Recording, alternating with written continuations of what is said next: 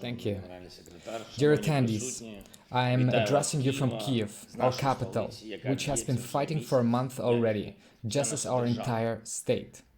Yes, it is true, we are not in the alliance, not in the most powerful defense union in the world, not one of the 30 states under the umbrella of joint protection, under the umbrella of Article 5. And it feels like we are in the gray zone between the West and Russia, but we defend all our common values, and we are bright people, and we have been defending all these values for a month now.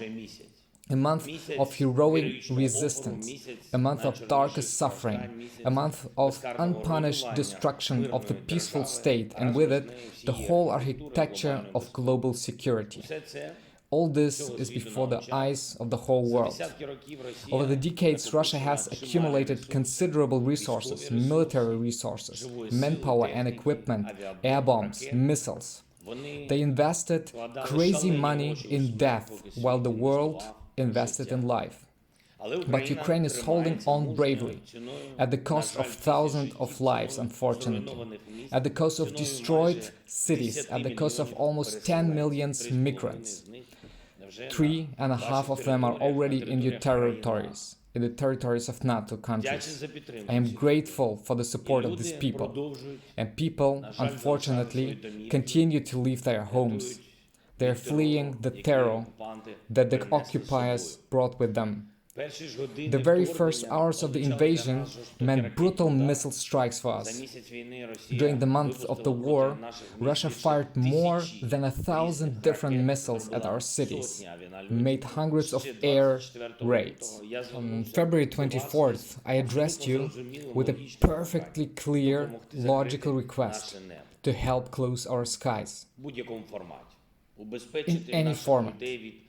Protect our people from Russian bombs and missiles. We did not hear a clear answer.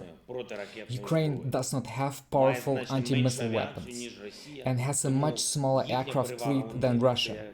Therefore, their advantage in the sky is like the use of weapons of mass destruction. And you see the consequences today, how many people were killed, how many peaceful cities were destroyed. The Ukrainian army has been resisting for a month in unequal conditions, and I have been repeating the same thing for a month now. To save people and our cities, Ukraine needs military assistance without restrictions, as Russia uses without restrictions its entire arsenal against us, destroys all living things, any objects, from houses to churches, from food warehouses to universities, from bridges to hospitals. Ukraine asks you for your planes, so that we do not lose so many people. And you have thousands of fighter jets, but we haven't been given any yet. We ask for tanks, so that we can unblock our cities that are now dying, Mariupol, Berdyansk, Melitopol, others. Cities where Russia is keeping hundreds of thousands of people hostage and artificially creating famine. No water, no food, nothing there. You have at least 20,000 tanks. Ukraine asks for 1% of all your tanks to be given or sold to us. But we do not have a clear answer yet. The worst thing during the war is not having clear answers or to requests for help. Ukraine never wanted this war and does not want to fight for years. We just want to save our people. We want to survive, just survive. Like any nation, we have the right to it, the right to life, the right to this own 1%. And I do not blame NATO. I want to be clear. You're not guilty. It's not your missiles. It's not your bombs that are destroying our cities. This morning, by the way, they were phosphorus bombs. Phosphorus Russian bombs. Adults were killed again and children were killed again. I just want you to know that the alliance can still prevent the deaths of Ukrainians from Russian strikes, from Russian occupation, by providing us with all the weapons we need. Yes, we are not in the alliance, and I do not make these claims, but Ukrainians never thought that the alliance and the allies were different. That in matters of life and death you can be a force separately but together. No. That NATO may be a threat of Russia's action. I'm sure you already understand that Russia does not intend to stop in Ukraine, does not intend and will not. It wants to go further against the eastern members of NATO, the Baltic states, Poland, that's for sure. Will NATO then stop thinking about it, worrying about how Russia will react? Who can be sure of that? And do you have confidence that Article 5 can work? For us, Budapest hasn't worked already. Our Budapest Memorandum has not worked for peace in Ukraine. And I will tell you honestly, today, Budapest is not working for peace in Ukraine. Yes, we receive help from individual members of the alliance, and I'm very grateful. Ukrainians are sincerely grateful for this. To each of you who gives what we have, supporting us. But what about the alliance?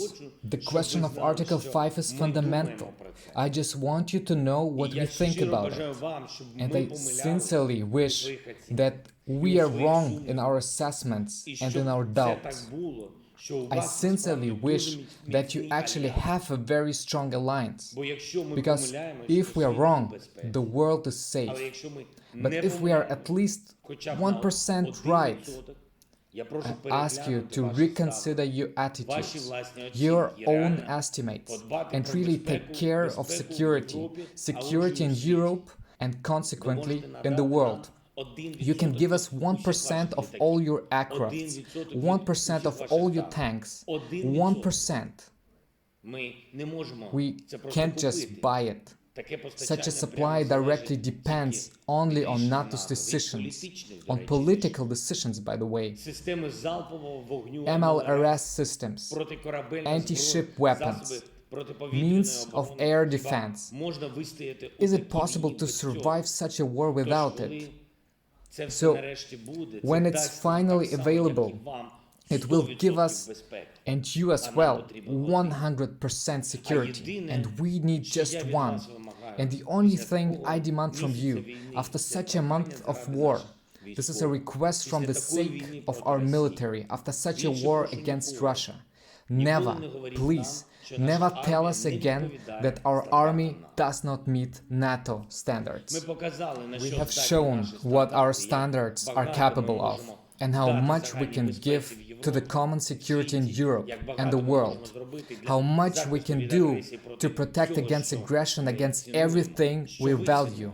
Everything you value, but NATO has yet to show what the alliance can do to save people, to show that this is truly the most powerful defense union in the world, and the world is waiting, and Ukraine is very much waiting for real actions, real security guarantees from those whose word is trustworthy and whose actions can keep the peace, truly.